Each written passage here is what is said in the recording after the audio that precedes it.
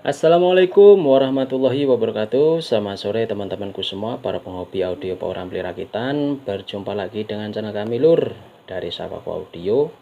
Pada sore hari ini saya melakukan eksperimen, yaitu pengujian tes, yaitu Toshiba satu set final. Kira-kira nanti akan menghasilkan berapa volt RMS ya. Jadi kali ini adalah eksperimen Lur ya, eksperimen dengan satu set Toshiba. Ini sudah saya siapkan semua untuk komponennya.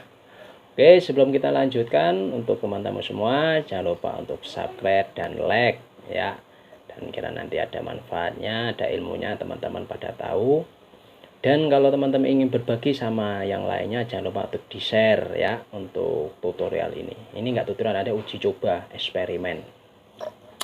Oke, sebelum kita lanjutkan ya, kita lihat untuk datasetnya Toshiba ini ya. Ini Toshiba murah Lur, curah ya, harganya cuma 19.000 per set ya.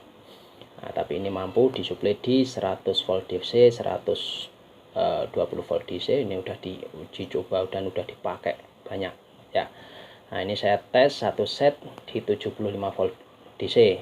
Nah, ini untuk trafonya kita pakai 5 ampere 52 volt AC dengan elko nya ya, ini elko curah juga ini, ketemunya 75 volt DC. Nah, ini adalah bias final 0,34 atau 340 mV ya. Nah, untuk driftnya masih tetap OCL simetris yang kita buat uji coba ya. Oke. Sebelum kita lanjutkan, nanti kita tes dulu untuk kemampuan drift final ini tanpa beban akan keluar berapa watt volt RMS ya. Kalau untuk ampernya, kalau watt belum ketemu, masih volt RMS karena dia belum ada beban. Ntar kalau udah ada beban dia baru keluar wattnya, watt murninya gitu ya. Nah, ini kita siapkan juga. Untuk tang ampernya ada, untuk domilotnya ada ya, ini udah ada ini. Ini nanti kita tes di 4 ohm dan 8 ohm. Nah, dan ini adalah osiloskopnya. Ini generatornya. Jadi di sini benar-benar murni Lur, tidak ada bohong membohongi ya. Jadi ya real gitu Lur ya, karena mesin yang ngecek mesin, yang atas mesin. Kalau kita bisa berbohong, tapi mesin insya Allah nggak berbohong gitu Lur ya. Oke, apalagi ya. Oke, seperti itu aja Lur ya. Nanti setelah kita tes lot, nah nanti baru kita jabarkan mungkin ya, seperti ini, seperti itu gitu ya. Ini namanya eksperimen ya, mungkin nanti kalau dia nggak mampu ya meledak ya, kalau mampu alhamdulillah kan kita tahu untuk kemampuannya. Oke, sebelum kita tes semua, nanti kita lihat dulu untuk dataset sebuah transistor final jenis Toshiba ya. Ini di dataset, silahkan teman-teman cek pantau di Google. Kalau Toshiba ini dia mampu mengeluarkan 150 watt ya, 150 watt. Tapi di situ nggak dijelaskan 150 watt itu adalah minimal atau maksimalnya ya. Berarti kalau dia minimal, minimal ya bisa sampai naik lebih dari 150 watt. Kalau dia maksimal ya dia nggak akan lebih dari 150 watt ya. Nah, nanti di sini nanti teman-teman bisa tahu semua ya, dan saya juga dapat ilmunya, teman-teman juga dapat ilmunya. Makanya tonton sampai selesai video ini, dan di situ nanti bisa diterapkan. Oke, lanjut. Kalau untuk PSU dia mampu disuplai 230 volt DC. Berarti lumayan bagus loh, jos ya kan, untuk power besar bagus. 230 ya, cuman dia nggak di minimal berapa nggak ada, cuman dia mampu di 230 volt DC, dan dia mampu kalau nggak salah untuk ampernya itu sekitar 15 ampere. Nah, untuk ampere kalau nggak 15 itu 17 ampere loh, antara dua itu ya. Nah, saya nggak ngeliat lagi ya, pokoknya sekitar di situ. Nah, makanya itu saya akan uji coba ini satu set final ini kira-kira menghasilkan berapa volt RMS ya. Ya, kalau kita ngikutin di dataset tadi 150 watt itu adalah maksimal ya, otomatis pasti di bawahnya 150 ya, karena ini cuma 5 ampere 52 volt AC, ketemunya 75 volt DC ya. Oke, langsung kita tes saja lur sekarang ya. Ini adalah voltnya, volt DC, ini adalah final, bias final, ini adalah volt RMS yang dihasilkan nanti. Ya, sekarang kita tes tanpa beban. Ini kita tes osiloskop dulu.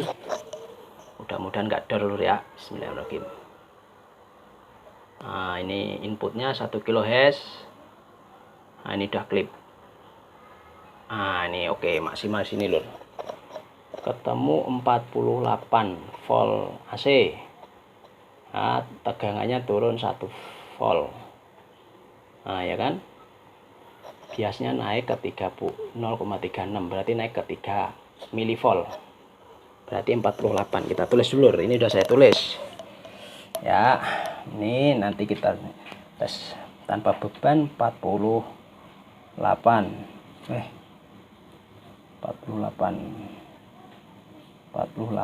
volt RMS tanpa beban. Nanti setelah itu kita beban lur ya di 8 ohm dan 4 ohm. Kita beban dulu di 8 ohm. Saya bentar lur. Nah, ini beban 8 ohm, kita lihat tang ampernya nanti berapa. Mudah-mudahan jangan meledak. Bentar. Hangat lur. Kita tes ya. Bentar. Oh, ini belum ditulis. Ini volt DC-nya turun berapa ya? Volt DC. Nah, di beban 8 ohm. Bentar kita tes. Bentar. Bismillahirrahmanirrahim.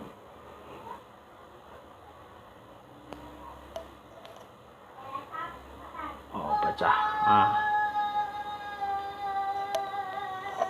Di 8 ohm keluar 47 dengan 74.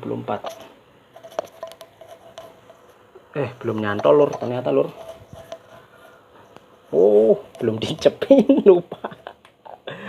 Aduh, ini auto ndredeg lur masalahnya lur. Kacau ini, sampai lupa dia. Bentar. Gak nyantol lur, selur. Oke lur, karena auto ndredeg lur pengujiannya lur. Bentar kita tes ya.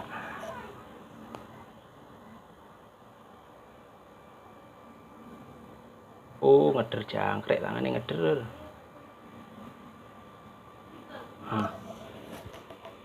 Turun 60 ke 36 ke 41. 60 36. Ini volt DC-nya turun ke 60. Wah, ampernya belum kebaca lur. Volt RMS tadi ke berapa ya? Wah, kacau lur. Ini harusnya ada temennya ini lur. Ya, nggak apa-apa.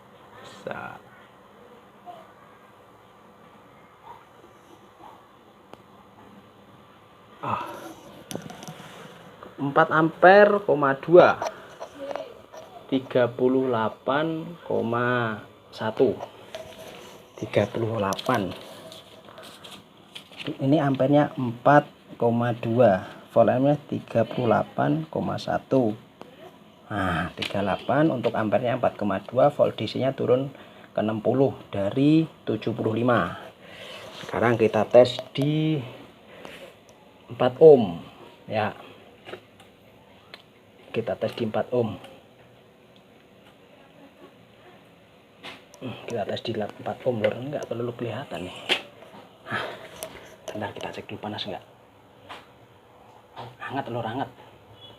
Meledos rapopo. Jeneng eksperimen ya. Sekarang kita tes di 4 ohm lur.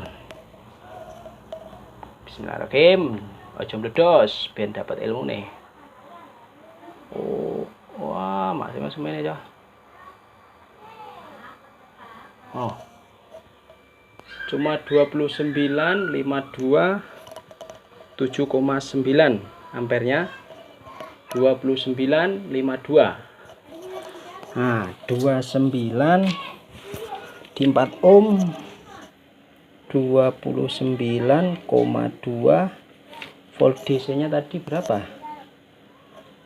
lupa lagi lur, kacau ini saya ampernya 7 ampere tadi lur, 7 ampere bentar tes lagi, lupa ini kan harusnya ada temannya buat nulis ini lur. Kita tes dulu.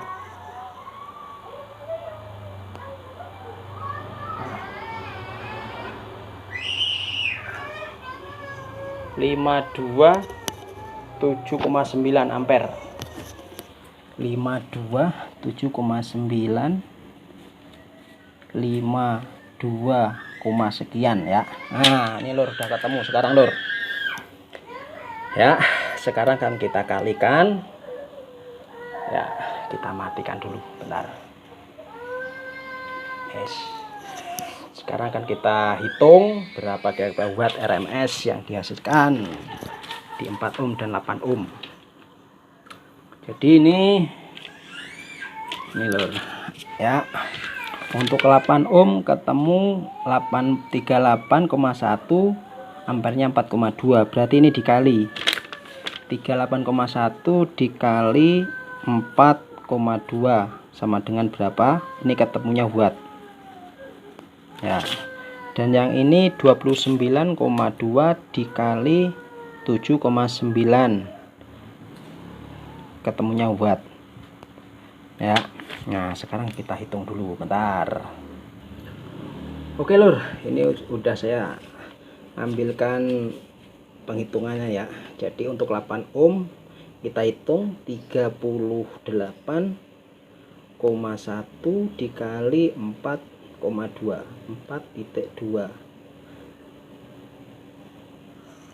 160 watt lur. Nah, 160 watt, 160 watt di 8 ohm. Nah sekarang kita hitung yang di 4 ohm, 29,2 ya dikali 7,9,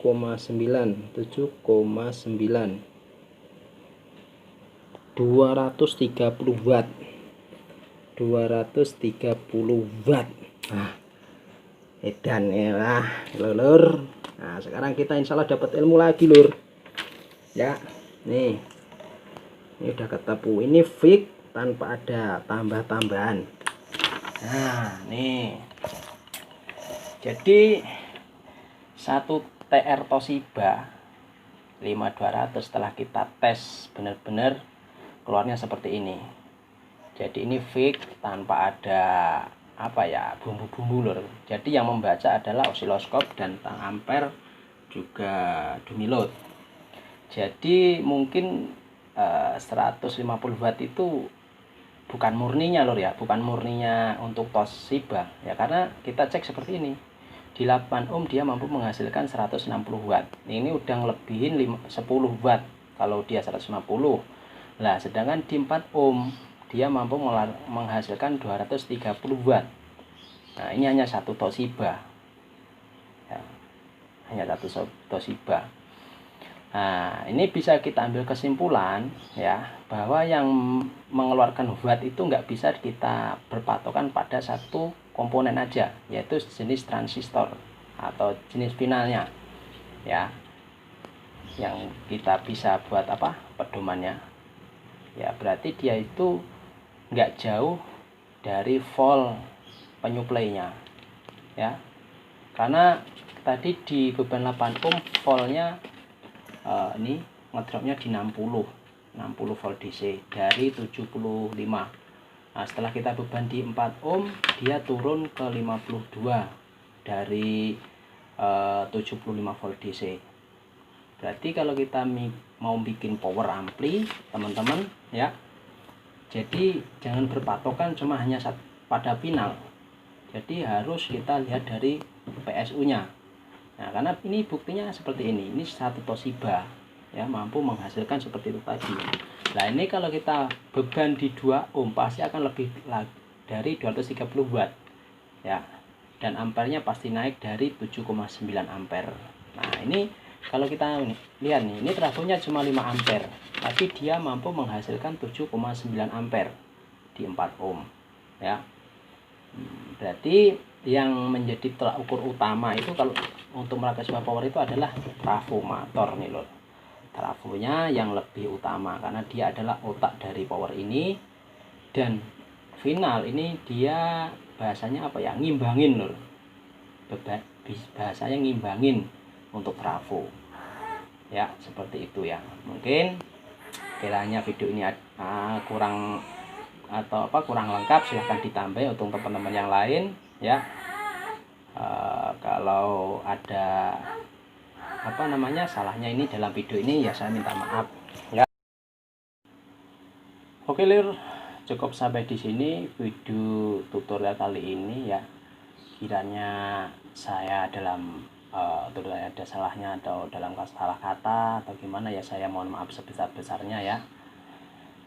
Ya karena saya sedikit agak ngeder lur ya, karena kita uji cobanya sendiri, jadi nggak ada yang megang HP ya kan. Di tadi waktu saya ini aja ngeder lur tanganku lur.